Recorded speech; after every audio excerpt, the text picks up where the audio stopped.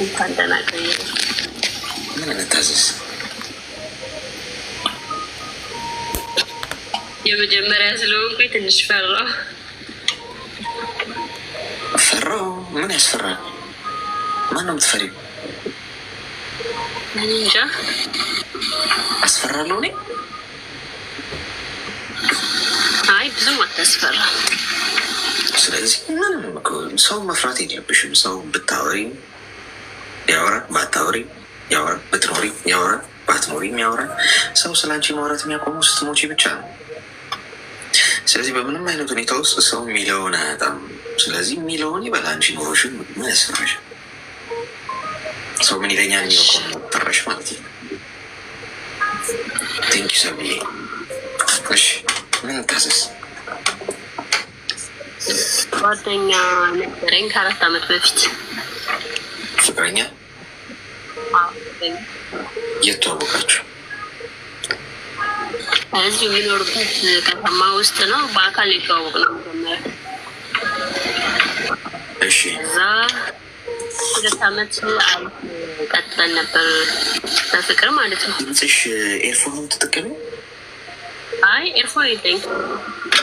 እሺ ድምፅሽን ከፍ አድርጊዋ፣ ራቀብን።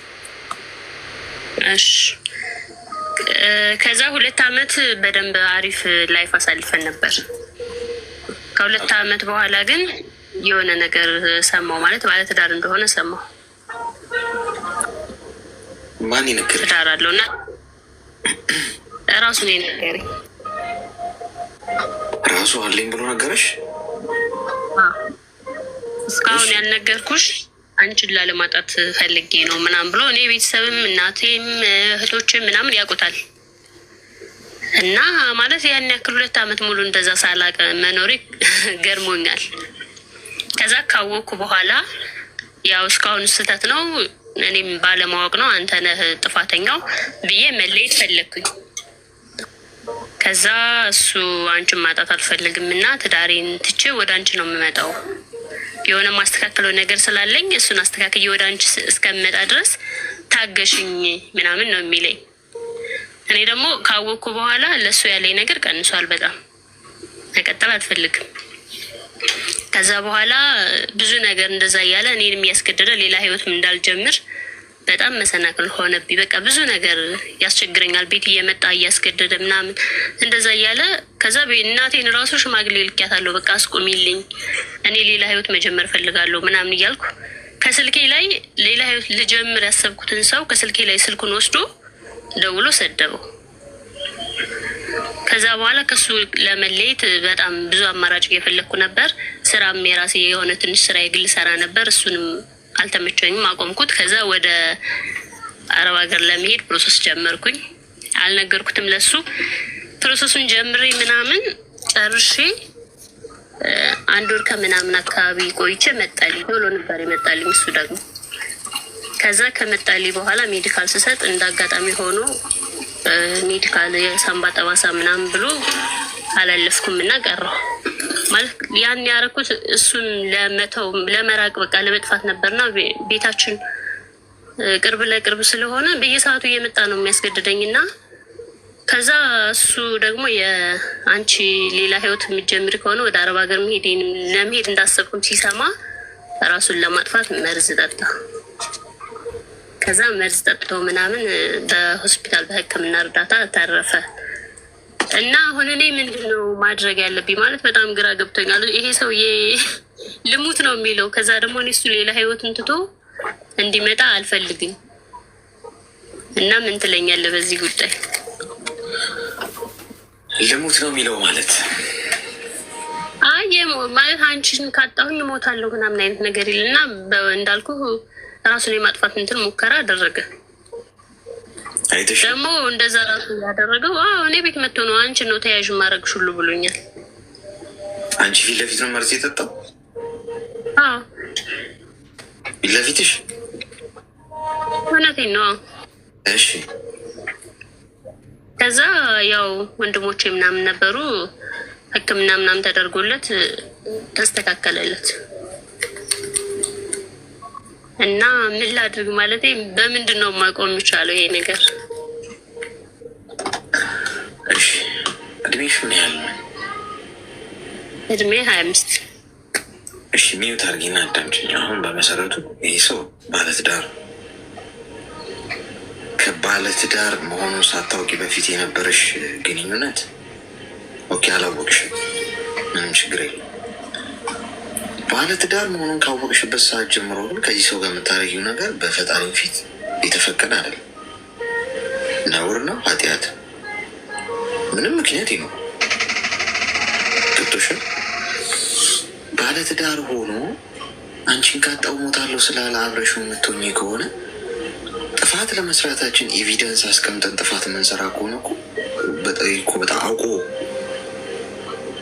ሆን ተብሎ የሚሰራ ጥፋት ኃጢአት ማለት ነው። ገብቶሻል? ራሱን ለማጥፋት መሞከር አለም። ለምን የፈለገውን ነገር ሰው በህይወቱ ላይ የፈለገውን ነገር ሊያደርግ እኮ መብት አለው። ሰው ራሱን ሊያጠፋ ስለሚሞክር እና በትዳሩ ላይ ሚስት እያለው አንቺ ሌላ ደባር መሆን አለብሽ? አስተካክዬ ልምጣ? ምንም ነው የሚያስተካክለው? በአብራው ባለችው ሴት ህይወት ተጫውቶ እስኪመጣ ነው። ነገ እኮ ተረኛው አንቺ ነሽ። ገብቶሻል? አንቺ ነሽ እኮ ተረኛው። አንቺም ነገ ሚስቱ ትሆኛለሽ። ከዛ በአንቺ ላይ ደግሞ ሌላዋን ቆይ አስቀምጬ አስተካክዬ ልምጣ ይላል። አለቀ። ምን የማይሆንበት ምን ምክንያት የለም። የጊዜ ጉዳይ ነው። እሷንም እኩል ያገባት ሲል እንደዚህ ብሎ ነው ያገባት።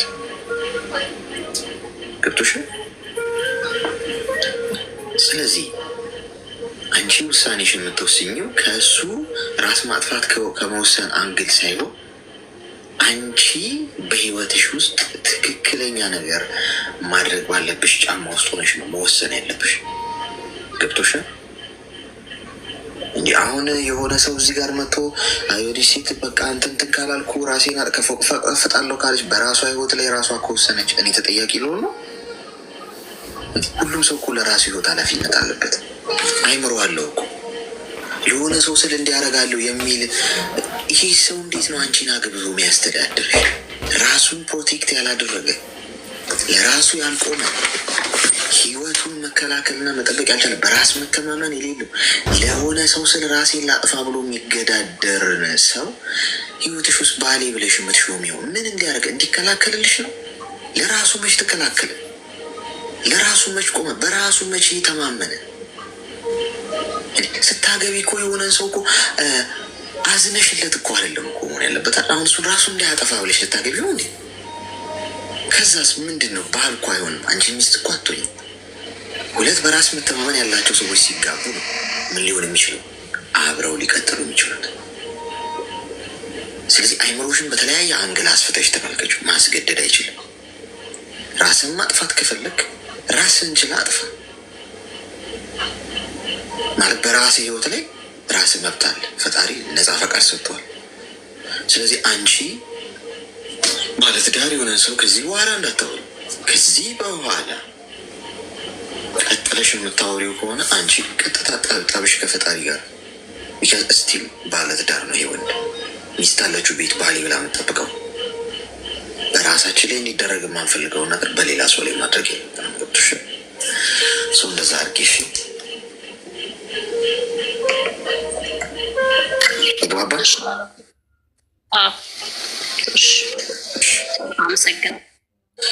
አመሰግናለሁ። ወይ ጣጣ ራሴን አጠፋለሁ። እኔ ግን ራስ ማጥፋት የሚባለው ነገር ፋሽን ነው። ነገም አንቺን ቁጭ አድርጎ ሌላው አንዲ ነው ጎረቤትህን ሲያማ ለእኔ ብለህ ስማ ይባላል። አባባል አይደለም ጎበዝ። በሌላዋን ሴት ህይወት አበላሽቶ እየመጣ አንቺን አገባሻለሁ አፈቅርሻለሁ ሲልሽ የማይመስል ነገር ቆኖ ጎበዝ። ነገ ተረኛው አንቺ ነሽ። ሄሎ እና ከአሁን ፊት እኔ ጓደኛ ነበር ፍቅረኛ። እንዴት ተዋወቃችሁ? ያው እዛው በቅርብ ማቆ ልጅ ነው እና ተዋወቅን። እኔ እዚህ አረብ ሀገር ነበርኩኝ 2 አመት ሰርቼ ሽማግሌ ምናምን ልኮ ቤተሰብ አውቆ መጀመሪያ ሽማግሌ ስልክ በሰርግ ነበር ያለው። ከዛም በኋላ እኔ ወደ ሀገር ስመለስ ሰርግ አልችልም አለኝ። ከዛም ቤተሰቦቼ ደግሞ በጣም ተቀየሙ። በቃ እኔም ደግሞ ቤተሰቦቼን ከማስቀይም ብዬ ከልጁ ጋር ተለያየን። ከዛን እኔም ሌላ ትዳር ያስኩኝ፣ ግን እግዚአብሔር አልፈቀደውም እና ባሌ በሕይወት የለም። እሱም አገባ እና ከዛም በኋላ እኔ አንድ ልጅ አለችኝ። እዚህ ወደ ዱባይ ሀገር ተመልሼ መጣሁ። አሁን ደግሞ ያኛው ልጅ በፊት አብሬን የነበርነው ልጅ እንታረቅና አብረን እንኖር፣ እኔም ሚስቴን እፈታታለሁ፣ አልተስማማንም እያለኝ ነው። እስቲ ምን ትመክረኛለህ? መጨረሻ ላይ ያልሽው አልገባኝም፣ አብራሪ የለን። እኔ ወደዚህ ወደ ዱባይ ሀገር ልጅ ለእናቴ ሰጥቼ ከመጣሁኝ በኋላ ማለት ነው። በቃ ልጁ የበፊቱ ልጅ ማለት ነው። የተለያየ ነው ያልኩ። ሚስት አለሁ፣ ግን ከሚስቴ ጋር አልተስማማንም እና እሷን ፈትቼ አብረን እኖራለን እያለኝ ነው። እስቲ ምን ትመክረኛለህ ነው ያልኩ። አሁን በስልክ ነው የምታወሩት? ምን አልሽው አንቺ? እኔ ምንም አላልኩትም። በፊት አድርገኝ የሄድከውን ረሳ ምናምን እያልኩትኝ ነው። እና ድንገት አንተ ላይ ምክር ሁሉ ልውሰድ ብዬ ነው የመጣሁኝ። መጀመሪያ በምን ነበር የተለያያችሁት ከሱ? መጀመሪያ የተለያየንበት ምክንያቱ እንደነገርኩ ሽማግሌ ስልክ በሰርግ ነበረ ብሎ ነበረ እንትን የተስማማ ነው ማለት ነው። ልክ ወደ ሀገር ስገባ ደግሞ ሰርግ አልችልም እንደዚህ አብረሽኝ ካልገባሽ እንጂ አለ። ከዛን ደግሞ ቤተሰቦቼ በጣም ተቆጥቶ ነበር እንዴት ብለው ስሉ፣ ከዛ እኔ ቤተሰቦቼን ከማስቀይም ብዬ በቃ ተጣላል እሱ ጋር ማለት ነው። እሱም ወደ ሌላ ትዳር እኔ የሚሄድኩኝ ፈጣሪ አልፈቀደውም እና ከዛም በቃ እኔ ወደዚህ መጣሁ ደግሞ ተመልሼ። እሺ እኮ ስለዚህ አሁን አንቺ እንደዚህ አይነት ሀሳብ ሲያቀርብልሽ በትክክል ምን አይነት መልስ ነው የሰጠሽው? ንገሪ። እሱ ነው ወሳኝ። እኔ ያልኩት አሁን ሚስት ምን ታደርጋታለህ ስለው፣ አይ እሷ ከእሷ ጋር አልተስማማንም እና እሷን ፈትቼ አንቺ ስትመጪ እንጋባለን አለኝ። እሺ በቃ እዚሁ ላይ ነው ያለ ነው። ሌላ ያወራነው ነገር የለም። እኔ ደግሞ ፈራውኝ።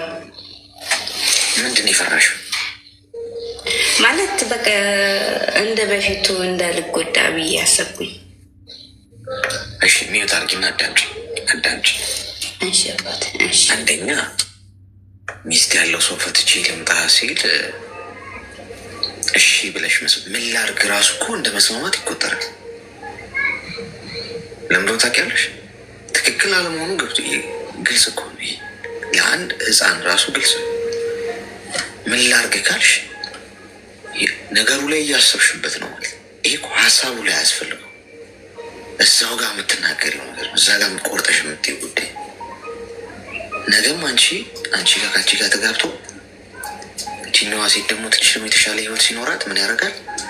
ከዚች ጋር አልተስማማንም አንቺ ጋር በመጣስ እንዲሁ ዥዋዥዌ ነው። ሴቶች አንድ ወንድ ሪዝናብል ባልሆነ ምክንያት ይሄ ለምሳሌ ተበድሎ ምናምን ተገፍቶ የወጣበት ህይወት ካልሆነና ገፍቶ ሴት ልጅን ወይም ትዳሩን ቤቱን በትኖ ልምጣና አንቺ ወድጄሽ ነው ሲልሽ የምትቀበይ ከሆነ የጥፋቱ ተባባሪ ነሽ። የዛ ትዳር ማፍረስ ተባባሪ ነሽ። ገብቶሽ? ስለዚህ ቁርጥ አርቅሽ እዛ ጋር እንደዚህ አይነት አቋም ሊኖርሽ ይገባል። ትዳር ውስጥ ያለ ሰው ነው አለቀ። ሲንግል ሆኖ ያለፈ ታሪኩ ምናምን ቢሆን ኦኬ አልፏል።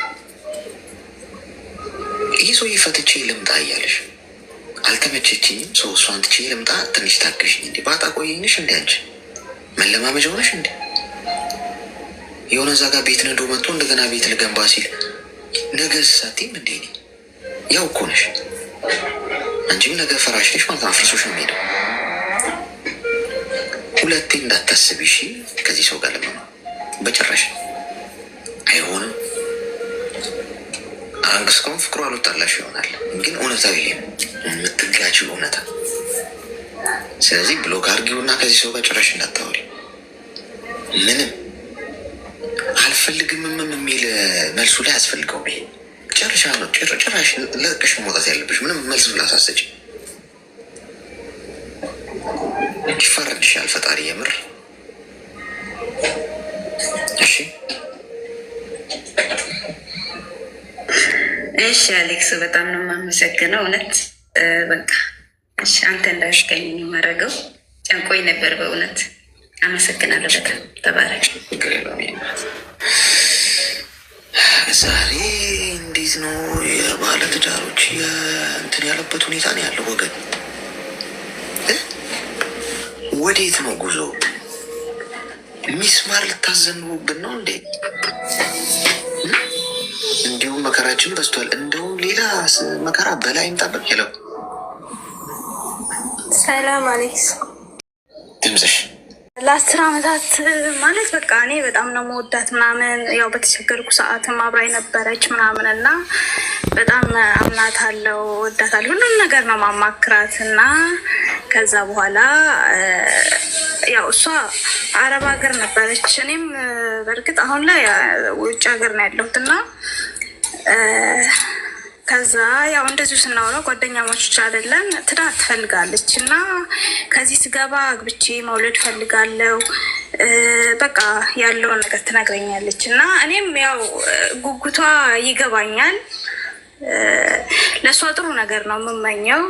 ከዛ እንደ አጋጣሚ የሆነው የማውቀው ልጅ በእርግጥ ዘመዴ ነው፣ ግን ያው በደንብ አንተዋወቅም። ተገናኝተን ራሱ የምናውቀው አንድ ቀን ምናምን ነው።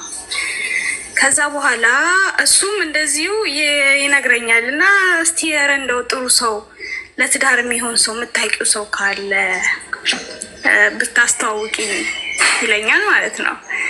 ሲለኝ እኔ ማውቀው ሰው የለም አልኩና በኋላ ላይ ሳስበው እሷም ትዳር ትፈልጋለች፣ እሱም ደግሞ የሚሆን ከሆነ ለምን ከተግባቡ ቢጋቡ በቃ አሪፍ ነው ብዬ አሰብኩኝና እንደዚህ ብዬ ስነግራት ኦኬ በቃ ችግር የለውም እኔ ያው ደስ ይለኛል አስታውቅኝ አለችኝ።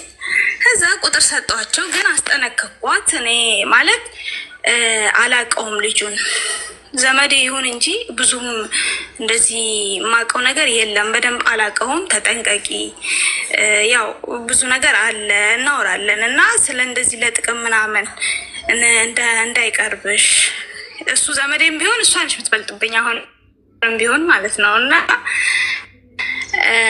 ብዬ መከርኳት። በኃይለኛው በጣም መከርኳት። ቤትም ነበራት የገዛችው ቤት። አደራሽም ቤትም እንዳለሽ አትንገሪ፣ ገንዘብም እንዳለሽ አትንገሪ፣ ከመጣሽ ምናልባት በቃ አለ አይደል አንቺን ማኖር የሚችል አይነት ካልሆነ ትክክለኛ በቃ ለትዳር ብቻ የሚፈልግሽ አይነት ሰው ከሆነ እንትን በይ አውሪው፣ ካልሆነ ግን እንደዚህ በጥቅም ምናምን ብርም ከጠየቀሽ እኔ እንደዚህ ነገር ውስጥ አልገባም፣ ጥንቃቄ አድርጊ፣ ራስሽን ጠብቂ ብዬ በእንደዚህ አይነት መልኩ ማውራት ጀመሩ። ከዛ በጣም ተግባባን አለች። እሺ ያልኩኝ እኔ ከመሀላቸው ወጣው በቃ። ከዛ በኋላ ግን ተጠንቀቂ ብዬ ነግሬያታለሁ እና በኋላ ላይ እሷ መጣች። ወደ ሀገር ስትመጣ ዋሸችኝ ማለት ነው። እሷ ለካ የገባችው እሁድ ነው እና ማክሰኞ ነው በረራዬ ምናምን ነው ያለችኝ። ለካ እሁድ ተገናኝተው ምናምን እሱ ነው የተቀበላት ምናምን። ይሄ ሁሉ የምትዋሸኝ እኔ እንደዚህ አይነት ነገር ትክክል እንዳልሆነ እና እሺ እንደማልላት ስለምታውቅ ነው ማለት በቃ አለ አይደል። በህይወቴ እኔ በጣም ለመጠንቀቅ እሞክራለሁ፣ እሷም እንድትጎዳ አልፈልግም እና ለካ እሷ ዋሽታኛለች። እና ከዛ በኋላ ላይ መጨረሻ ላይ እሱ ይደውልልኝና እንዴ ተቀብያት ነበረ፣ እሁድ ቀን ነበረ የተቀበልኳት አለኝ። እሷ የነገረችኝ ማክሰኞ እንደገባች ነው እና በቃ በጣም ተበሳጨው ምናምን። እንዴት እኔ በቃ የሰጠኋት ቦታ በጣም እንትን ትልቅ ቦታ ነው ምናምን፣ እንዴት እንደዚህ ለምን ትዋሸኛለች ስል ሌላም ነገር ነገረኝ። ብር ወላ እንደላከችለት እና ሲነግረኝ በጣም አዘንኩኝ። በጣም በቃ ጸጸተኝ ምናምን እና እና መጨረሻ ላይ ብሩም ደግሞ ትንሽ ብር አይደለም፣ በጣም ከባድ ነው። እሱ አልፈልጋትም፣ አሁን ሰርቼ ነው ከፍላት አለ። አልፈልጋትም ለምን ስለው በቃ በአካል እና በፎቶ በምናምን አንድ አይነት አይደለንም፣ አልፈልጋትም አለ። ከዛ ነው ካልፈለግካት እኮ ምንም የሚያስገድድ ነገር የለም ስለው ብር ሰታኝ ነበር አለኝ። የዛኔ ነው እሱ ብር መሰጠቱንም የነገረኝ ማለት ነው። እና በጣም ደነገጥኩኝ፣ አዘንኩ ምናምን። ከዛ ያው ሳስበው በቃ እንደተጭበረበረች ገባኝ። እንደተጭበረበረች ሲገባኝ ልተዋትን ፈልጌ ነበር፣ ግን በዚህ ባለችበት ሁኔታ ላይ እንዴት ልተዋት አልኩኝና በቃ እንደተጭበረበረች ስለገባኝ ደወልኩላት። ከዛ በኋላ እንደዚህ አይነት ነገር አለ እሱ ነግሮኛል፣ አንቺ ብትደብቂኝም ለምን እንደዚህ ያደረግሽ ስላት ጊዜ በቃ ምንም መልስ የላትም።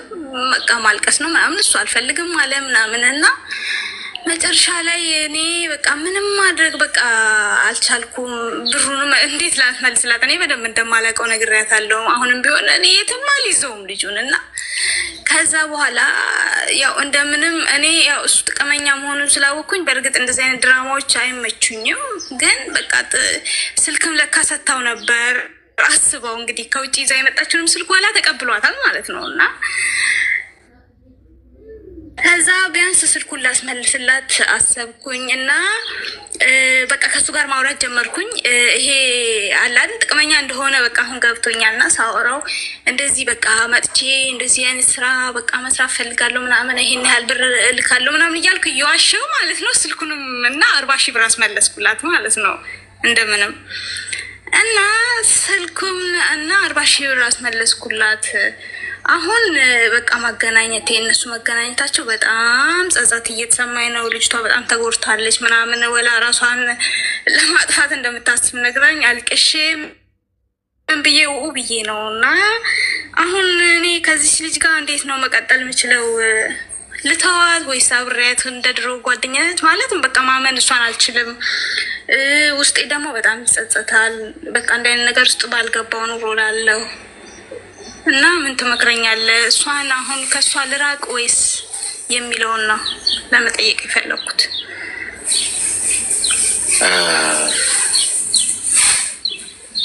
እስቲ ሚዩት አድርጊ እስቲ። አሁን አንቺ ማስተዋወቅ ውስጥም ለምን ገባሽ? አንደኛ ኃላፊነት ለማትወስጂበት ሚዩት አድርጊ ይዛለ ስማ አትሽኝ ሚዩት ማድረግ።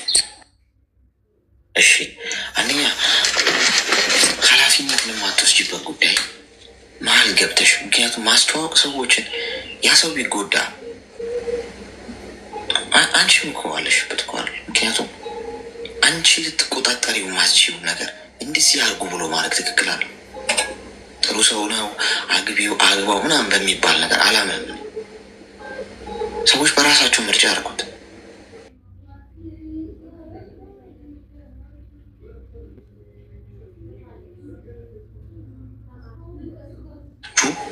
ተጠያቂነት በሌለበት ሁኔታ በማንኛውም በስራ ዘርፍ በሉት በምን አሁን ማስታወቂያ አልሰራም እላችኋለሁ ብዙ ጊዜ አይደል? በሶሻል ሚዲያ ላይ አልሰራም። በቃ በፊትም ሰርች አልሰራም፣ አሁንም አልሰራም፣ ወደፊትም በህይወት እስካለው ለሰው ማስታወቂያ አልሰራም። በቃ ይሄ የኔ አቋም ነው፣ ፕላኔ ነው። በቃ ይሄ የኔ የህይወቴ መስመር።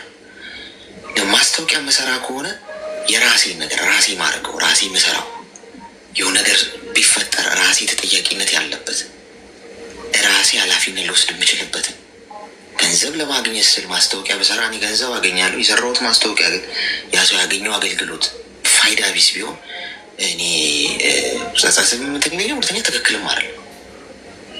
ስለዚህ ራሴ ኃላፊነት ለማልወስድበት ነገር አልገባም። ይሄ እንዲያርጉ አለ አንቺን ልክ እንደዚሁ ትዳር፣ ፍቅረኛ፣ ስራ፣ ጓደኝነት ምንም ውስጥ ስትይጂ ራስሽ ተጠያቂነት ያ ሰው ቢጎዳ የሆነ ነገር ቢሆን ተጠያቂነት ልትወስጂ የማትችይበት ሁኔታ ላይ አትግቢ። አሁን ዞሮ ዞሮ ሆነ እሺ በቃ ምንም አንዴ ተፈጥሯል ያ ነገር። እሷ ሄዳ አገኘችው፣ ራሷ ለሰራችው ስህተት ራሷ ጠይቅበት። አንቺ ግን ይሆናል ብለሽ ያረግሽው በስህተት ባለማሰብ ኦኬ ይቅርታ በእኔ ስህተት ከሆነ ብለሽ በቃ ደስ ይፈለግ። ግን ለራሱ ህይወት አንድ ሰው ራሱን ኃላፊነት የሚወስድ ገብቷቸዋል። በዚህ መንገድ ፍቺው እንጂ ብዙ የሚያጨናንቅም አይደለም። ተግባባን? አመሰግናለሁ። ለሌላ ጊዜ ትምህርት ይሆንሽ። ያ ሁላችሁ በዚህ አጋጣሚ እኔን ጨምሮ በህይወታችሁ ውስጥ ኃላፊነት ወስዳችሁ ራሳችሁን ልትሰሩት ልትጠየቁበት የማትችሉበት ነገር አታርጉ። ማስተዋወቅ ሊሆን ይችላል፣ ትዳር ሊሆን ይችላል፣ ሰው ማገናኘት። እንዲህ ነገ ያ ሰው ቢጎዳስ?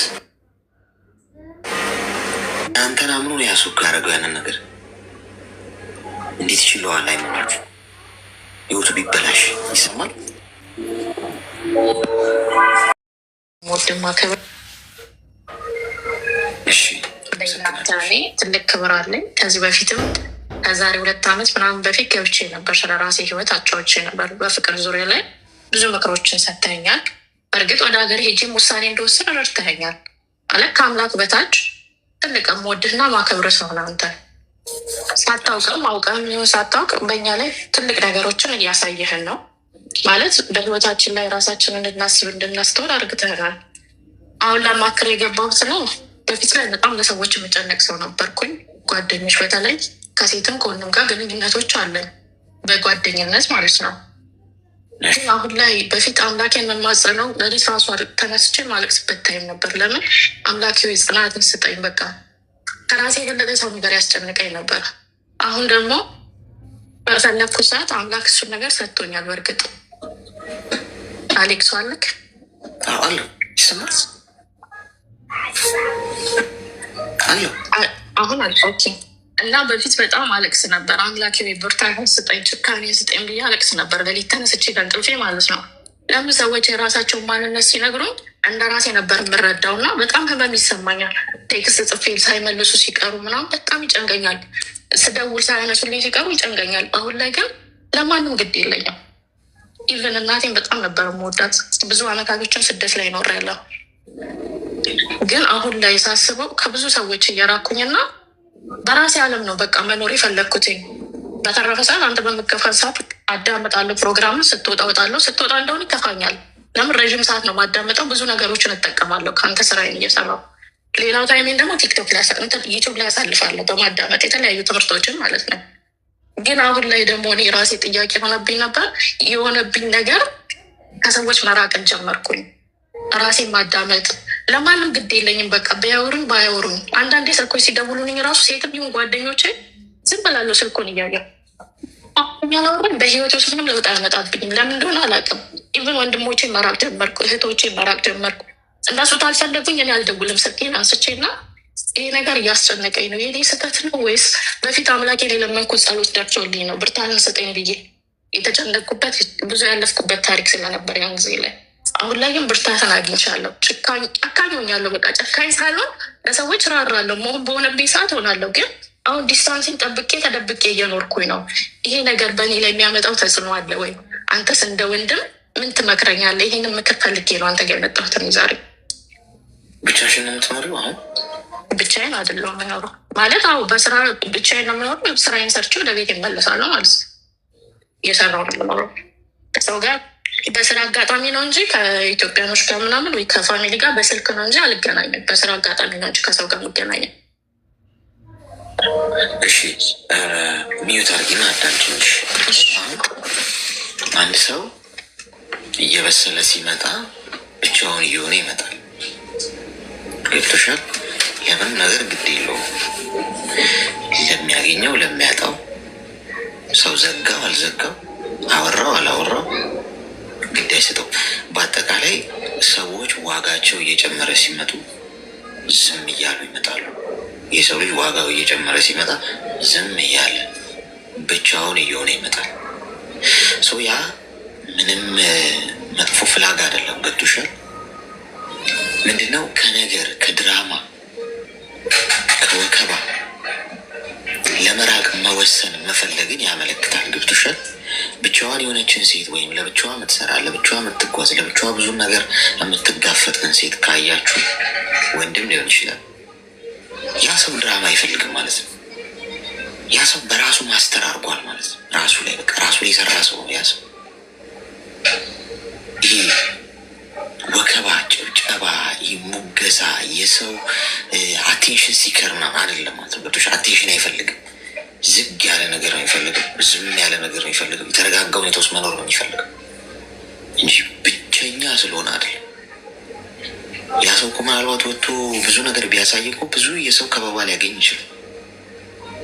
ግን አንድ ሰው ብቻውን እየሆነ ይመጣል ማለት ሰው አይፈልገውም ማለት ሳይሆን ድራማዎቹን ሸሽቶ ማስመሰልን ጠልቶ ራሱ ላይ የሰራ ነው ማለት ነው። ስለዚህ መጥፎ አይደለም። እሺ ጥሩ ማህበራዊ ህይወት በሚያሰኝ ሰዓት በአግባቡ እኮ ታደርጊዋለሽ። ከሰው ጋር ተገናኝተሽ ስቀሽ ተገብገብተሽ እኮ ልትገቢ ትችላለሽ። ግን ሚስጥርሽን ለራስሽ፣ የምትሰሪውን ለራስሽ፣ አላማሽን ለራስሽ ማድረግ ጀመርሽ ማለት በቃ እየተለወጥሽ ነው ማለት ነው። አቴንሽን አትፈልጊም ማለት ነው። የሰው ቴንሽን የሰው ትኩረት አያስፈልግሽም ማለት ነው። ይሄ በጣም ትልቅ ጥቅም አለው። ባይዜ ከሰው ትኩረት መራቅ ሁላችንም፣ እኔም አሁን የምመኘው ነገር እውነቱን አሁን ፐብሊክ ላይ ስላለው እንጂ ያው ሰው ሁሉም አቴንሽኑ እናንተ ላይ ይሆናል። ግን ምን እንደምመኝ ታውቃላችሁ? በቃ ከምንም አቴንሽን ርቄ ዝግ ያለ ዝም ያለ የተረጋጋ ገብቷችኋል? ይህ ወከባ፣ ጭብጨባ፣ ሙገሳ ምናምን የሌለበት ዝም ያለ ጸጥ ረጋ ያለ ቴምፖ ያለበት ኑሮ ነው መኖር የምፈልገው የምመኘው። ያው ብዙ ሰው ግን አይታችሁ ከሆነ አሁን በቃ አቴንሽን ይፈልጋል፣ ፌመስ ለመሆን ይፈልጋል፣ መታወቅ ይፈልጋል፣ በሰው ዘንድ መጨብጨብ ይፈልጋል። ምንም ጥቅም የለውም በጊዜው። ይሄ አሁን ልጆች እየሆንን ቲኔጀር እየሆን የምንመኘው ነገር ነው። ግን እድሜሽ እየከፋ ሲመጣና ትንሽ ነገሮች እየገቡሽ ሲመጡ የምትመርጪው ሁላችሁ የምትመርጡት ከአቴንሽን መራቅ ነው የምትፈልጉት። ከሰው ትኩረት ረጋ ወዳለ ዝም ወዳለ ነገር እንደዛ ቀጥይሽ ጥሩ ነው፣ መጥፎ አይደለም። እኔም የምፈልገው ነገር ነው በግሌ። እውነቱን ነገሬን ካልሽ የእውነት እሺ እሺ አሌክሲ በጣም አመሰግናለሁ። አምላክ ያሰብከውን ያሳካልህ፣ እድሜና ጤና ይስጥህ። ከዚህ በላይ ከፍ ብለህ አንተም ማየት ፈልጋለሁ እኔ በበኩሌ ማለት ነው። ለምን በህይወቴ ውስጥ ያመጣው ትልቅ ለውጥ አለ ማለት በጣም ትልቅ ለውጥ። እንደዚህ ብዬ ማልናገረው የአንቺ ህይወት ያልከኝ የሆነ አባባሉ ራሱ ጠንካራ እንደሆነና ያንን ነገር ገፍቼ እንድሰብር ያደረግከኝ ሰው ስለሆንክ በጣም አመሰግንሃለሁ። አምላክ የልብህ መሻት ትምላለ። ሌላ ምንም ማለት አለ። አሜን። አመሰግናለሁ። እሺ አሌክስ። አሜን። ዝም የሚሉ ሰዎች እና ለብቻቸው የሚሆኑ ሰዎችን ሳይ እኔ በጣም ነው ደስ የሚለኝ። ያ ሰው በጣም ማስተር ነው አድርጓል፣ ራሱ ላይ ህይወት ገብቶታል ማለት ነው። ዝርዝር ሳንቲም ታውቃላችሁ? ዝርዝር ሳንቲም ይንኮሻኮሻል ታውቃላችሁ? ኪሳችሁ ውስጥ አድርጋችሁ ስትሄዱ ሰፈሩ ላይ ይረብሻል። ኳሽ ኳሽ ድምፅ አለው። ይሄ ልጅ ሳንቲም ይዟል እንዲህ ይባላል። መኖሩን ለማሳወቅ ነው ያ ዝርዝር ሳንቲም የሚንኮሻኮሸው። ባይዜ ድፍን ብር ግን ድምፅ የለውም። 1 ሚሊዮን ብር በኪሳችሁ ይዛችሁ ብትሄዱ ድምፅ አያወጣም። ዋጋችሁ እየጨመረ ሲመጣ ድምፅ ትቀንሳላችሁ። ዋጋችሁ ከፍ እያለ እየጨመረ እየበሰላችሁ ስትመጡ መደመጥ መፈለግ፣ መሰማት መፈለግ፣ አለው ማለት ታቆማላችሁ። ዋጋችሁን ስለምታውቁት። ዝርዝር ሳንቲም ግን ሁሌ ይንኮሻኮሻል። እዩኝ ይላል፣ እወቁኝ ይላል፣ የኔ ሀሳብ ነው ትክክል ይላል፣ እኔ እንደዚህ ነኝ ይላል። ራሱን ፕሩፍ ያደርጋል፣ ራሱን ያብራራል። ሰው ዝርዝር ሳንቲም ናችሁ ወይስ ድፍን ብር? ጥያቄው ለሁላችንም ነው። ታዘዝ። በቅድሚያ ስላስገባኝ አመሰግናለን። ደጋግሜ ስጽፍ ነበረ። እሺ እኛም እናመሰግናለን ስለመጣሽ። ምን እንታዘዝ? ምክር ፈልጌ ነው። እሺ ንገሪኝ። ባለትዳርና ያለ ልጆች እናት ነኝ። እሺ ከዛ በፊት ግን ጓደኛ ነበረኝ ከትዳሬ በፊት ማለት ነው። እሺ ማለት ብዙ መስዋዕት ከፍያለሁ በጓደኝነት እያለን ለጓደኛዬ ማለት ነው። መጀመሪያ ሳላገባ በፊት ምን ማለት ለምሳሌ ልጆች እያለን ፍቅር የጀመርነው እኔ 16 ዓመት እሱ እንደዛ 17 18 አካባቢ እያለ ማለት ነው። 10ኛ ክፍል እየተማረ ከዛ እኔ ወደ ሳውዲ አረቢያ መጣሁኝ አረብ ሀገር። ከዛ በኋላ እሱ 11 12 ተማረ። 12 ውጤት ሳይመጣለት ሲቀር ኮሌጅ ገባ ማለት ነው። ከዛ ተራርቀን ነበረ፣ አንድ አካባቢ ላይ አልነበርንም መጀመሪያ። እኔም ለትምህርት አሰላ የሚባል ቦታ ሄጄ እሱም ለትምህርት እዛ መጥቶ ነው የተዋወቅ ነው ማለት ነው። ያው ፍቅር ቢኖርም ተራርቀን ነበረ። እኔም ወደ ቤተሰብ ተመልሼ ሳውዲ ሄጄ ምናምን እሱም እዛው አሰላ ላይ የተማረ ነበር ያለን፣ በስልክ እንጂ አንገናኝም ማለት ነው። ከዛ ከመልሼ 2 ዓመት ሰርቼ ሲሄድ ጠበቀኝ፣ ተገናኘን ምናምን። ከዛ 7 ወር ቆየውኝና ከመልሼ ወደ ዱባይ መጣሁኝ። ዱባይ የመጣሁትን ለሱ ነው፣ ዋጋ ከፍያለሁ ያልኩ ቅድም። በዛን ሰዓት እኔ ዱባይ ከመልሼ ከሳውዲ ኢትዮጵያ በገባሁበት ሰዓት ቤተሰብ እንዳገባ ግፊት ያደረግብኝ ነበረ። እሱ ደግሞ ተማሪ ስለነበር እኔን ከኔ ጋር አብሮ ለመኖር ምናምን አቅም አልነበረው እና ቤተሰብ ደግሞ ከመልሼ ስደት እንዲሄድ አይፈልግም ነበር ማለት ነው። እና የሆነ ሱቅ ምናምን ከፍተውልኝ ሱቅ ስር ያሉኝ ቤተሰብ። ከዛ እሱ ደግሞ ብዙ ልጆች ደግሞ ገፉኝ ነበረ ወደ ትዳር እንደገባ ምናምን ነገር ማለት ነው። ማለት ያሸግሩኝ ነበረ፣ ቤተሰብም ያገፋኝ ነበረ። በዚህ ምክንያት አረብ ሀገር መሄድ አለብኝ ብዬ እሱም እንዴት አይፈልግም። አሰላ ነኝ እና ያለው በቃ እኔ እየተማርኩኝ አንቺም እየሰራሽ እኔ እየተማርኩ በኋላ አብረን እንሆናለን ሲለኝ ቤተሰብን ትቼ ደግሞ እኔ ወደ እሱ መሄድ አልፈለግኩም ሳንገባ ማለት ነው። ከዛ አሳመንኩትና ዱባይ መጣሁኝ። እምቢ ሲል ነው የመጣሁት ማለት ነው። ከዛ እኔ ዱባይ እንደመጣሁኝ በ3 ወሩ ቤተሰብ አሳወቀ፣ ሽማግሌ ላከ ማለት ነው። እኔ ዱባይ ሁሉ ከዛ ቤተሰብ ተቀበለ ምናምን ነገር። በቃ ዱባይ እያለሁ ክፍተት ተፈጠረ መሀላችን፣ ሽማግሌ ከላኩልኝ ማለት ነው። ማለት ስደውልም ብዙ ጊዜ ያነሳለኝ ምናምን ነገር፣ ገንዘብ በኔ ስም ይሁን ማለት ጀመረ። ኦልሬዲ ቤተሰብ አውቋል፣ ባልና ሚስትንን። ስለዚህ ገንዘብ በኔ ስም ምናምን ነገር አለ። እኔ ደግሞ ቤተሰብ ስላለ በቃ ቤተሰብን አስከፍቼ በሱ ሁሉን ነገር ማድረግ አልፈለግኩኝም እና በቤተሰብ በአባት ያረኩኝ። በዛ የምንጋጭ ነበር፣ ስልክ ሳያነሳልኝ ሲቀር የምንጣላ ነበር ምናምን ነገር። ከዛ እንደዛ እያልን በ2 ዓመት መጣለሁ ያልኩትኝ 3 ዓመት ከ6 ወር ቆየሁኝ ማለት ነው። ማለት ደስተኛ ሳሎን ቀረው በሚያደርጋቸው ነገሮች። ነገር ግን ያው እንደሚወደኝ አውቃለሁኝ። ማታጠገቡ በነበርኩ ሰዓት በጣም ክብር ነበረው።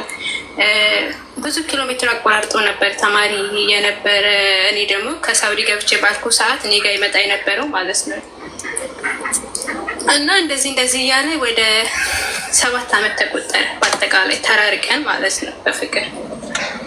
ከዛ እኔ ኢትዮጵያ በገባሁበት ስገባ አልነገርኩትም፣ ጸጥ ብዬ ገባሁኝ። ከዛ የሆነ የተቀበለኝ ደግሞ የእኔ ዘመድ ነበር እና ያ ቃል ከሱ ጋር ሽማግሌ እንደላከ ምናምን ነገር በእጮኝነት እኔ የተጠበቅኩ እንደ ምናምን ነገር ያ ቃል ማለት ነው፣ ዘመዴ ማለት ነው። እና ዱባይ እየነበርኩም ያወራኝ ነበር እና በቃ አንቺ ያ ልጅ የሚሆንሽ አይደለም፣ እኛ ወንዶች ብዙ ጊዜ እንደዚህ ገንዘብ ምናምን እያል እንትን እንላለን እና እኔ በኋላ አንቺ ስታለቅሽ ማየት አልፈልግም። እኔ የማውቀው ሰው አለ አለኝ፣ ጓደኛውን ማለት ነው፣ ዘመዴ ማለት ነው። እና እሱን ታገቢያለሽ፣ አንቺም አትጎጂውም፣ እሱም አይጎዳሽም አውቃለሁ። ስለዚህ እሱን ታገቢያለሽ አለ። ነገር ግን እኔ ያን ጓደኛዬን ልራቀው፣ ስልክ ልዝጋበት ምናምን እንጂ እወደዋለሁ። አንደኛ የልጅነት ጓደኛዬ ነው፣ ሁለተኛ ፍቅር ደግሞ ተራርቀን ይሁን እንጂ ተቀራርበን እንደዚህ ብዙም አላሳልፍኩም የፍቅር ጣዕሙ ማለት ነው። ገባክ? ስለዛ ያው እንደዛ ሲለኝ ፈራሁኝ። በኋላ ብሬን ተበላው ምናምን ብለሽ ብታለቅሺ ማንም አይሰማሽም። እኔ ደግሞ ታላቅ ወንድም የለኝም፣ ዘመዴን ነው እንደ ታላቅ ወንድም የማየው ማለት ነው። ከዛ በቃ የኮሮና ሰዓትም ነበረ። እሺ ብዬ ያ ዘመዴ ያመጣልኝ አገባሁት ማለት ነው፣ ጓደኛዬን ትቼ እና ያገባሁትን በጣም ጥሩ ሰው ነበረ ባለቤቴ፣ አሁን የልጆቼ አባት ማለት ነው። በጣም ጥሩ ሰው ማለት ያው ፍቅርና መውደድ ይለያያል። የማፈቅረው ጓደኛዬም ቢሆንም ይሄኛውም ደግሞ ጥሩ ሰው ስለሆነ በጣም ወደዋለሁ። ላስከፋው ምናምን አልፈልግም። አሁን በአጭሩ የፈለግኩት ነገር ምንድነው ታውቃለህ? ጓደኛ አሁን ላይ ምን እያለኝ ነው? ተራርቀን እንደዛ ስንዋደድ ነው የተለያየ ነው እና አሁን በኢትዮጵያ በመጪ ሰዓት ላግኝሽ እና ማለት አግኝቼሽ በቃ እናውራ ማለት እሱም ጋር ሁኔታ እንትን ያለ ነገር ማለት ነው። እኔ ልብ ውስጥም አለ አሁን እኔ የምንፈራው መሰለህ አሁን ከመልሽ ያንኛውን ሳገኘው ማለት በትዳሬ ላይ መማገጥ ወይ በትዳሬ ላይ ነገር ምናምን አይደለም፣ ግን ባገኘው ደስ ይለኛል እንደዚህ ባወራው ምናምን ማለት ነው። ወደ ሌላ ነገር ምናምን ሳላስብ ግን ትዳሬ ላይ ችግር ያመጣብኛል ብዬ ፈራሁኝ። ያንኛውን ባገኘው በትዳሬ ላይ ችግር ያመጣብኛል እና ይሄ ነገር በጣም አወዛገበኝ። ለምንድን ነው ሊያገኝሽ የፈለገው? በቃ እናውራ ነው የሚለኝ። ምንድን ነው የምታወሩት? እኔ እንጃ ተራርቀን ስለተለያየን ያኔ ማለት እየተዋደድን ነበረ በዛ የቀረ ነው ማለት ነው። እና ላገኝሽ ልይሽ ምናምን ይለኛል። እኔ ደግሞ በትዳሬ ላይ የሆነ እንትን አለኝ ታውቃለህ። በቃ ሌላ ነገር መሰለኝ ፈራው በጣም ትዳሬን የሚያናጋ መሰለኝ። በትዳሬ ላይ ኃጢአት ነገር መሰለኝ። ግን ውስጤ ደግሞ ባገኘው ደስ ይለኛል ሳስበው። እና ይህን ነው ምክር የፈለኩት። ታፈቅረዋለሽ? አሁንም ድረስ ታፈቅረዋለሽ? አዎ ማለት እኔ ያው በልጅነቴም ስደት ስለወጣሁኝ ፍቅር ምናምን ብዙ እንትን አላልኩም ታውቃለህ። በቃ እሱን ነው የማውቀው። ከዛ ቀጥታ ወደ ትዳር ገባሁ። አሁንም ዱባይ ነው ያለው ተመልሼ ማለት ነው። እሺ ከባልሽ ጋር ያላችሁ ግንኙነት ምን ይመስላል? ባለቤቴ በጣም ጥሩ ነው ማለት እኔ አፍቅሬው እንደዚህ ወይ እንትን ብዬ ምናምን ስላልገባው ይመስለኛል እንጂ በጣም ጥሩ ነው እውነት። ሁለተኛ ልጅ ስወልድ ራሱ ቤተሰብ አልሄድኩም። እሱን ያረሰኝ ምናምን ነገር በጣም ጥሩ ሰው ነው። እስቲ ቃሪያ በሚጥሚጣ ሰናፍጭ ጣል ጣል ያለበት መርፌ ነው ያስፈልግሽ። በዚህ ሁኔታሽ አድገኛ መስመር ልጥሽ ትችላለሽ። አንደኛ ይኸውልሽ መርጠሽ ፈልገሽ የገባሽበት ትዳር አለ። በቃ ባለ ትዳር ነሽ። ከሌላ ሰው ጋር ቢሆን ችግር የለውም። ተገናኝቼ በአወራ ዲስከስ ላደርግ ምናምን ብትይ ኦኬ ስለሆነ ጉዳይ ልትወያይ ነው ይባላል። የድሮ ኤክስሽ ጋር ተገናኝተሽ ልታወሪ የምትሽው ነገር ምንድን ነው? ሳይታለም የተፈታ አንቺ ምንም አላስብም የሚል እሳቤ እንኳን ቢኖርሽ እሱ አርፎ አይቀመጥም። እንገናኝ እያለሽ ያለው ምን አስቦ እንደሆነ እኔ ያውቃለሁ። እዚህ ውስጥ ያሉ ወንዶች ያውቃሉ። ወንዶች ይገባናል። ወንድ ልጅ እንዴት እንደሚያስብ እናውቃለን። ገብቶሻል? ስለዚህ ችግር ያመጣሉ ለሚለው አዎ በደንብ አንቺ ኤክስሽን ማግኘትሽን አሁን የአሁኑ ባለቤትሽ ቢያውቅ በቃ ነገር ተብላሽ ሌላ ሰው ጋር የሆነ ሰው ጋር በሆነ ስራ አጋጣሚ ሆና ምትይ ኦኬ። የድሮ ፍቅረኛሽ ጋር መገናኘትሽን ቢያውቅ ነገሩ ሁሉ አቅጣጫውን ይስታል። ስለዚህ አርፈሽ እሱን በጭራሽ ማግኘት የለብሽ። በቃ ተጠናቀቀ። መዝገቡን ዘግተሽ ሌላ የህይወት መስፈር ብለሽ መርጠሽ ገብተሻል እኮ ተገደሽ አይደለም። ለምንድን ነው እስካሁን ድረስ ውስጥሽ ያለው? እሱ ህይወት ጀምረሻል፣ ትዳር ላይ ነሽ። ከእሱ ጋር ምንም አይነት የቃላት ልውውጥም አያስፈልግም። ያ የቃላት ልውውጥ ከትዳርሽ እያሸሸሽ ነው የሚመጣው። ገብቶሻል? በየቀኑ ባወራሽው ቁጥር ለምንም ጉዳይ ምን ይሆናል? የሆነ ትዳርሽ ላይ ጉድለት ሲሰማሽ እና እዛ ጋ የሆነ የተበላሸ ነገር ያለ ከመሰለሽ ልብሽ ወደዚህ ይገለበጣል። ገብቶሻል? እሱ አንደኝ ደግሞ ምን ለማመጥ ነው እንዴ ማለት ይጀመራል። ከዚህ ጋር የትዳር ቢፈርስ እሱን አገባዋለሁ ጂኒ ይመጣል ወይ ሁላችንም ጆሮአችንን ሹክ ይለናል። አታውሪ። አንድ አንድ ሰው ከኤክሶቻችሁ ጋር ጭራሽ ማውራት የለባችሁም ጋይስ። ጓደኝነት እንኳን ከፈልጋችሁ ከሌላ ሰው ጋር ኤክስ የሆኑት በምክንያት እኮ ነው ወገን። ኤክስ ከሆነ አንድ ሰው ኤክስ ከሆነች አንዲት ሴት በቃ እኮ ኤክስ ጋር ምን አባት ይሰራለሁ? ዓለም ሁሉ ህዝብ ነው አይደል? ካልጠፋ ኤክስ ብዬ የሄድኩበትን መንገድ ተመልሼ እገልጣለሁ እንዴ? ስንት አዲስ መንገድ መግለጥ እየቻልኩ። ስለዚህ አስቢበት። ይሄ ሮንግ ነው። እሺ፣ በፈጣሪም ዘንድ ስህተትን እንኳን በባልሽ ዘንድ ቀርቶ። ተግባባን? እሺ አሌክስ፣ ያመሰግናል። እሺ፣ መልካም ቀን ለሁላችን። እሺ፣ አስቸጋሪ ነው ወገን። ነገሮች ሁሉ ወዴት ነው እንዴት ነው የሚያስብሉበት ሁኔታ ላይ ነው ያለ ነው። እንዴት ነው ነገሩን የምናስተናግደው? ጎበዝ፣ ይሄ ነገር እንዴት ነው ትሪት የሚደረገው? አሁን አንድ አይነት ታሪክ ነው ስንሰማ አይደል? ለሶስተኛ ጊዜ አዲስ ወረርሽኝ ገብቷል ማለት ነው። አዲስ ምርምር ማድረግ ሳይኖርብን አይቀርም። ጎበዝ፣ ከባድ ጉዳዩ ከባድ ጉዳይ ነው። ሜምበር ትሆናላችሁ። ኮይን ሰጣችኋለሁ። ደህና መጣሽ። እንኳን ደህና ቆየኝ። ምን እንታዘዝ?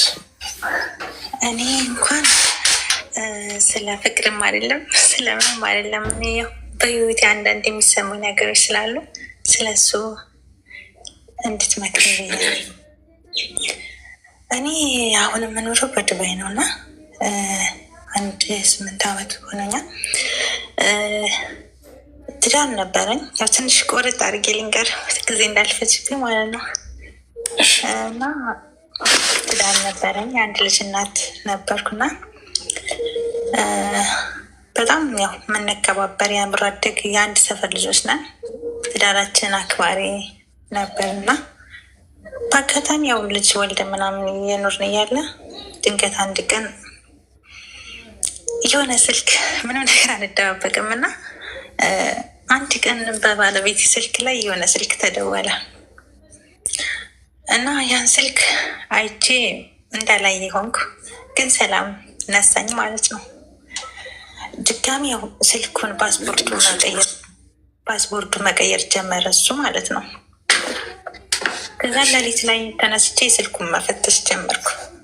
ሳየው የተለያዩ ቴክስት እየተጻፈለት ነው። አሁንም ያንን ለልጄ ስል ዝም አልኩ፣ አለፍኩ ማለት ነው። እና ያው ሰላም እያነሳኝ እያለ አንድ ቀን ጠየቅኩት፣ ለምን እንደዚህ አይነት ነገር ያለው ብዬ ጠየቅኩት። ከዛ ካደሽ ምጥጥ አደረገኝ ምናምን። ከዛ ትዳር አትፈልግም አልኩት። አጋጣሚ ተጣልተን አናውቅም፣ 5 ዓመት ምናምን አብረን ኖረናል። ከዛ አልፈልግም አለ። አልፈልግም ሴት የሚባል በአይኔ ማየት አልፈልግም እንደውም አለኝ። ማለት እንጃ አልፈልግም እንደውም አለ። ከዛ ለቤተሰቦቹ እንዲመክሩት ነገርኩት ማለት ነው። ነገርኳቸው። እነሱም እንደ አልሰማ ሆኖ ዝም አሉ። ከዛ ያው እኔም በአንድ ቀን ህይወቴን ወደ ሌላ ቀየርኩት። ቤት ተከራየሁ። ከምንኖርበት ቤት የራሳችን ቤት ነበረ። እቃዬን ሰብስቤ ጭኜ ወጣሁ። የራሴን ህይወት ህፃን ልጅ ነው ይዤ መኖር ጀመርኩ። ከአንቺ ጋር ታስፈልገኛለሁ? አዎ፣ ሴት የሚባል አልፈልግም፣ ትዳር መያዝም አልፈልግም፣ ምንም አልፈልግም ማለት ግን ምንም ማናገር ተፈጥሮ ነው አይደለም እኮ።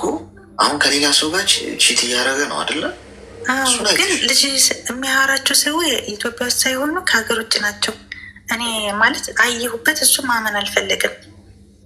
እሺ፣ ከዛን ያው ወጣሁ። ቤት ተከራይቼ መኖር ትንሽ ይከብዳል፣ ግን ያው በጣም በፊት ሰው ይወደኛል፣ እሰራለሁ፣ ቤተሰብ ዘመድ ሁሉ ይወደኛል። ግን ያው ያን ጊዜ ሁሉም ሰው ጠላኝ። ወጥቼ መኖር ከጀመርኩ በኋላ ሁሉም ጓደኛ፣ ዘመድ፣ ማንም ሰው ስልኬ ላይ ሰው አይደውልም። የት እንዳለው ማንም ሰው አያየኝም፣ አይጠይቀኝም። በጣም ሆድ ይብሰኛል፣ ይከፋኛል። ከዛ ሀብዬ እኔ ከሰው ተለይቼ መኖር አልታያ በፊት አላውቅም እና የመጀመሪያ ህይወቴ ነው። ያን ጊዜ ብቻዬን ስኖር ልጄና እኔ ብቻ ነን የምንኖረው። ማታ ማታ ቤተክርስቲያን ሄዳለሁ፣ አመሻለሁ። ከዛ ከበደኝ፣ በጣም ከበደኝ። ያው ወደ ቤተሰብ ምናምን ሲሄድ ልጅን ኩላ ሲናገሩት ይከፋኛል። በእርግጥ ያው ያንደዛም ሁኜ እየሰራሁ ነበረ። ረሃብ ምናምን ችግር የለብኝም። ከዛ ዘመዶች ምንም ነገር ሳስጠለኝ ከዛ ወደ አረብ ሀገር ፕሮሰስ ጀምሬ ወደ አረብ ሀገር ሲሄድ ያው ልጅን አገባ እሱ። ያቺ የሚያወራት ልጅም መጣች አገባት። ያው መኖር ጀመሩ። ከዛ ልጄን እኔ ነኝ መያዝ የምችለው ሌላ ቤተሰብ አይዝም አለ። ከዛ ያው በፍርድ ቤት መረተኝ ሰጠሁት። እኔም ወደ አረብ ሀገር መጣሁ። አሁን እዛ ሀገር ከመጣሁ በኋላ ማንንም ሰው ማውራት አልችልም አሌክስ። ከወንድ ልጅም ከሴት ልጅም ከጓደኛም ከማንም መግባባት አልችልም። በሚገርም ነገር ማንም ሰው እኔ ካልቸገራቸው በተረፈ ማንም ሰው አይደውልልኝም። ስለ እኔ ችግር ስለ እኔ መጥፋትም ማንም ሰው አይጨነቅም። በቃ ያው ሲበስብኝ አለቅሳለሁ። ያው ለፈጣሪ እነግራለሁ። የሴት ጓደኛ እንኳን የለኝም። ማንም ሰው እኔን ማማከር አይፈልግም። ስለ እኔ ምንም መጨነቅ አይፈልግም። የሆነ ቸግሯቸው ወይም የሆነ ነገር ከእኔ ጥቅም ካልፈለጉ በተረፍ እኔ ላይ ማንም ሰው ስልክ አይደውልም እና በጣም ይከብደኛል አሌክስ። አንዳንድ ጊዜ ፈጣሪ ሆይ የኔ ቀን መቼ ነው ላለው። ማንም ሰው ስለ እኔ ስለማይጨነቅ ማንም ሰው እኔ የሆነ ነገር እንኳን ቢሆን ማንም ሰው አያስታውሰኝም። ያው ፈጣሪ እንትን ካላለኝ ማለት ነው እና ብቻ ብዙ አነጋገር አልችልም፣ ግን ይቅርታ እና ያው በጣም ይከብደኛል ታውቃለህ። ማንንም ሰው ማመን አልችልም፣ ግን ያው መጥቼ የመጣሁበትንም አላማ አስተካክያለሁ። ይበቃኛል። እኔ ያሰብኩት ተስተካክሎልኛል እንደዛው ማለት ነው። ግን አሁንም ቢሆን ማንም ሰው መጥቶ እንደዋራኝ ፈቃደኛ አይደለሁም። ህይወቴ ሁላ ድብቅ ነው። ማንም ሰው ለእኔ እንደዋራው አይፈልግም። ጓደኞች እንኳን እንዳጋጣሚ 2 ቀን 3 ቀን የሴት ጓደኛ ካወራኋቸው ለዋራቸው የሆዴን ፈልግና ይሸሹኛል። ማንም ሰው እንዲተነፍስለት አይፈልግም። ቤተሰብ ሁላ ማለት ነው እና ያው ይጨንቀኛል አሌክስ። ምን ላድርግ ትላለህ? ይህን ያህል ዓመት ብቻዬን በብቄ ነው እየኖርክ ያለሁት ማለት ነው። እድሜሽ ምን ያህል?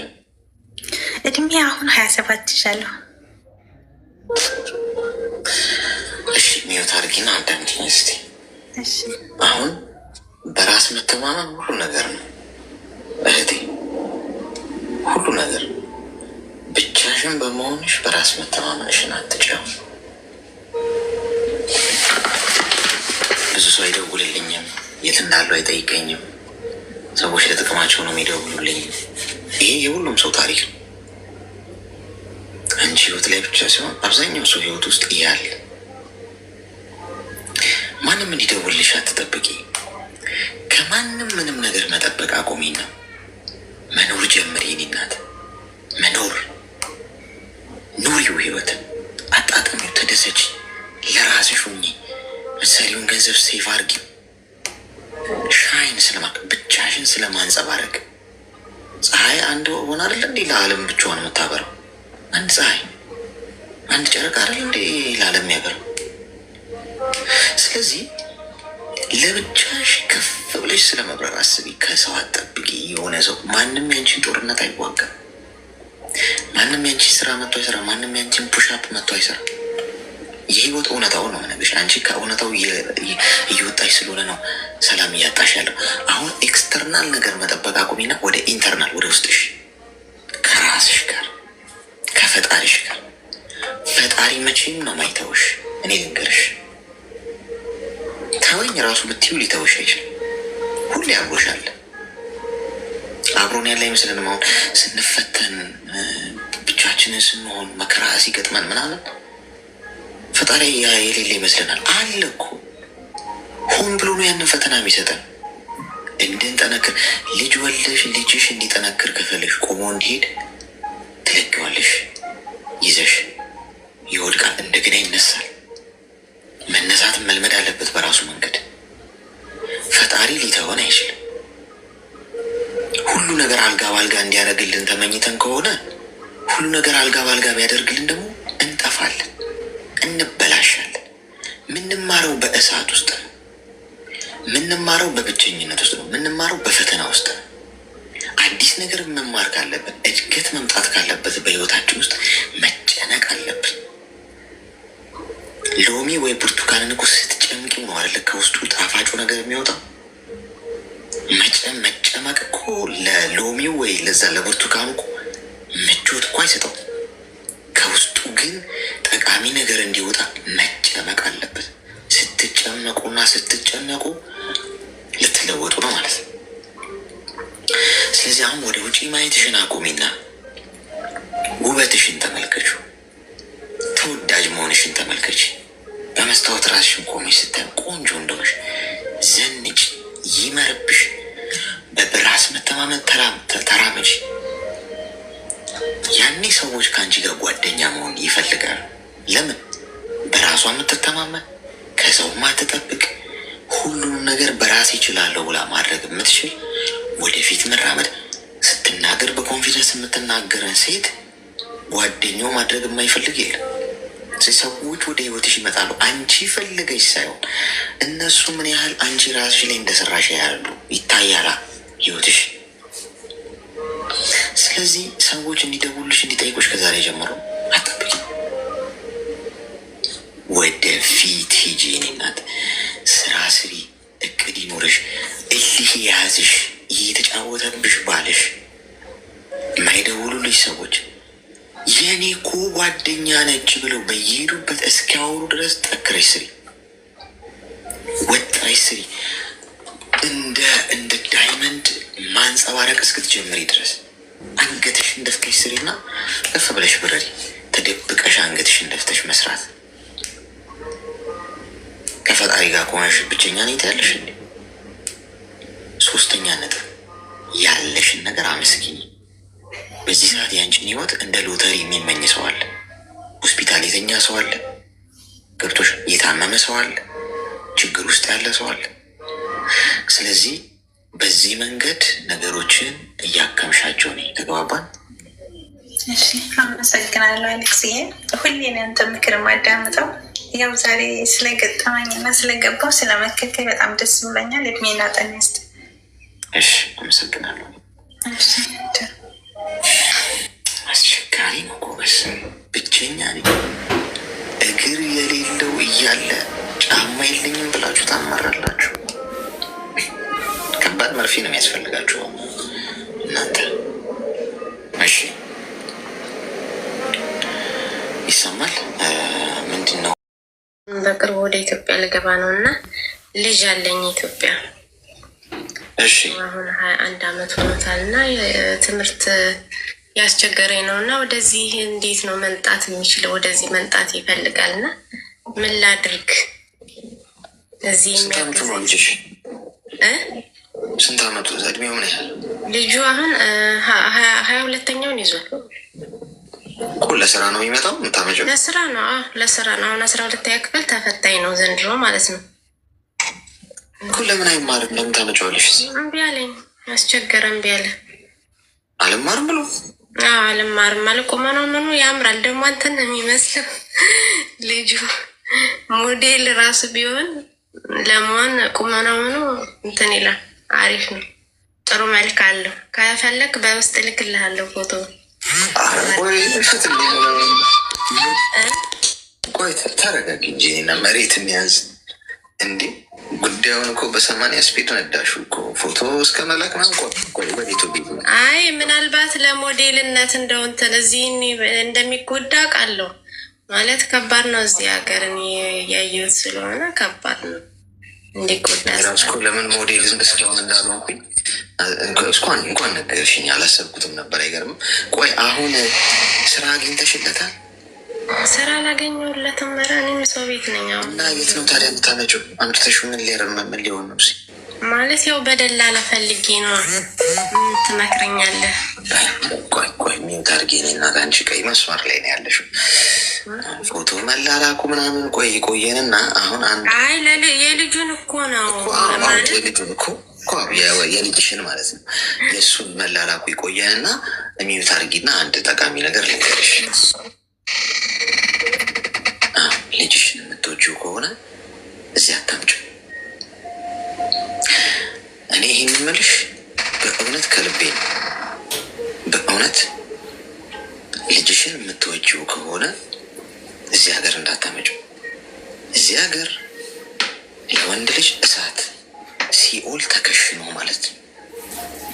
ሰው ሲኦል ገብቶ እንደገና ደግሞ በሲኦል ላይ ሌላ ሚክስ ተደርጎ ማለት ነው። ለወንድ ነው የምልሽ። ብዙ ጣጣ አለው፣ በጣም ብዙ መከራ አለው። ስራ ለማግኘት በጣም አስቸጋሪ ነው። ስራ ቢገኝ እንኳን መጥቶ ኮንስትራክሽን ምናምን ስራ ነው አምጥቶ የሚያስገባው በደላላ ጭራሽ እያልሽኝ ነው። አንድ ሰው እዚህ ካመጣው በኋላ ዞር ብሎ አያየውም።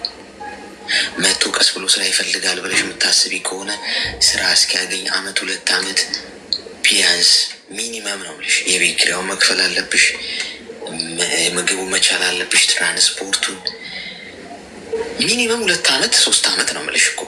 ይሄን ገብቶሻል? አሁን ይሄን የሚነግርሽ ሰው የለም። እኔ እዚሁ ልጅ ከ7 ዓመት በላይ ኖሬያለሁ።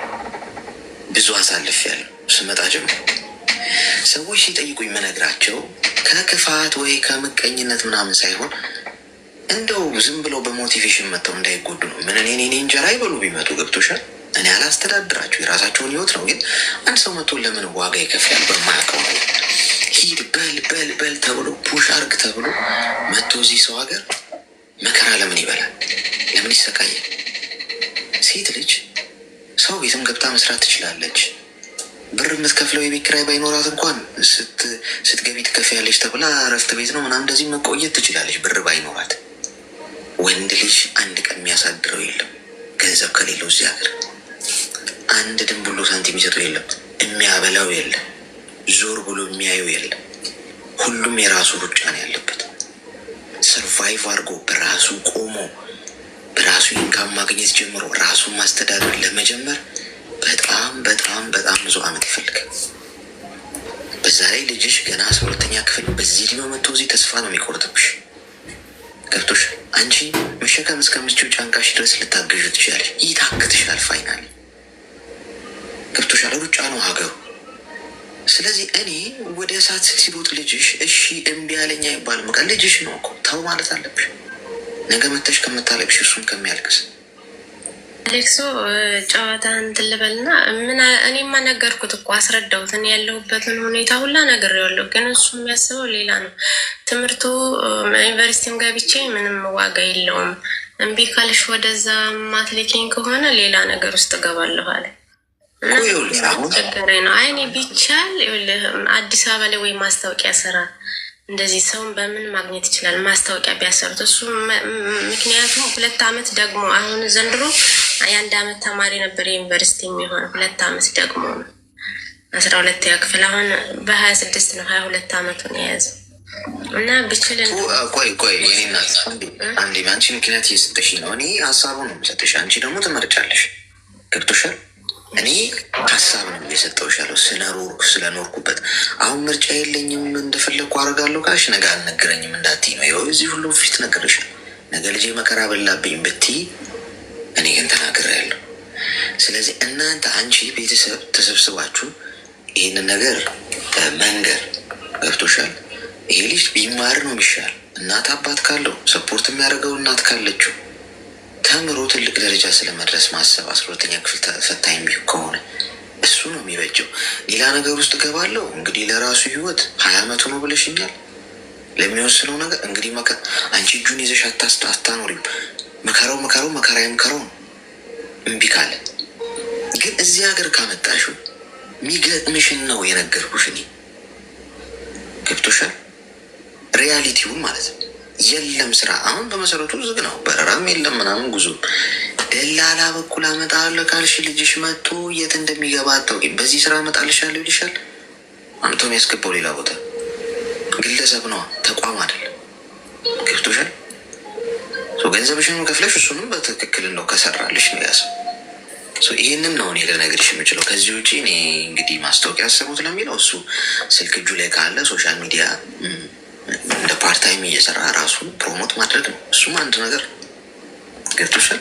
ሶሻል ሚዲያ ላይ ወጥቶ ራሱን ፕሮሞት በማድረግ ማስታወቂያ እንዲያሰቡት ማድረግ ይቻላል እንጂ የሆነ ሰው ያሰራልኝ ማለት አትችይም።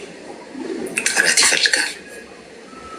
እሺ ወንድም ያመሰግናለሁ። እሺ አለው ቲክቶክም ይጠቀም ግን እዚህ ሀገር ስለማምጣት ያልሽውን የነገርኩሽ እንግዲህ ምርጫው አንቺ እኔማ እኮ አይሆንም ብያለሁ፣ ግን ያው ምን ታረግ፣ የዛሬ ልጅ መች ይሰማል።